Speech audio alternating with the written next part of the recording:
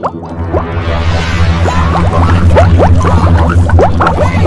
news, congressional researchers say it's likely marijuana will be rescheduled, but that's not going to close the gap between legal and federal laws. Currently, cannabis that's happening federally is happening illegally, regardless if a state has a legal cannabis program or not. If the rescheduling programs, it will shuffle which agencies are dealing with cannabis or marijuana, and that might actually have an impact on legal states who have to set up these robust programs that are bringing in all kinds of revenue.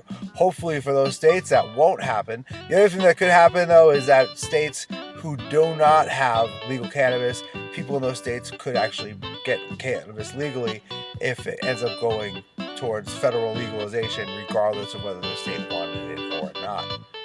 Also in news, New Hampshire governor says he will sign a legislation bill if the Senate can get some things sorted out with the current legislation. Darrell Abbas, a key prohibitionist in charge, he's looking to actually have people have jail time if they get caught smoking cannabis outside of New Hampshire. Outdoors at all, they're saying. All the cannabis consumed needs to be consumed indoors and not in the way of any children. Gotta keep the children safe is what Jeb Bradley and Darrell Abbas are saying. They're also taking a lot of information from what's called the Sensible Approach to Marijuana, which is a prohibitionist group which is taking bad data from the states and ignoring the 10,000 articles written over the past few years about the significance of cannabis and how it does not actually hurt children, cause addiction, or increase the likelihood of traffic fatalities in areas that have legal cannabis programs.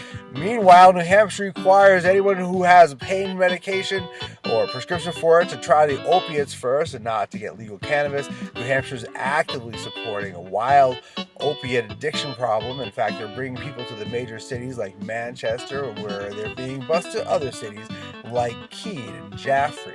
Also, a Noise Talking Joints memo put out a poll, some poll data they had taken. It turns out the people of Massachusetts do not want to have an insurgence of Delta 8 and Delta 10 products. The good news is they probably won't, because they already have a legal cannabis program and people can already get really cheap weed here in the Bay State at some of the area dispensaries, and it's not Delta 8 or Delta 10 type science weed where they convert hemp and through a loophole are able to determine some sort of THCs present in the cannabis being purchased, even though it's not legal cannabis.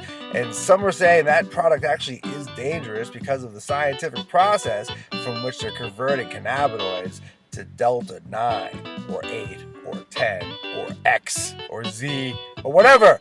The good news in Massachusetts, we don't have those problems because we have legal cannabis, unlike states like New Hampshire. It's like my hair has never been so clean. Thank you for watching The Wash Daily.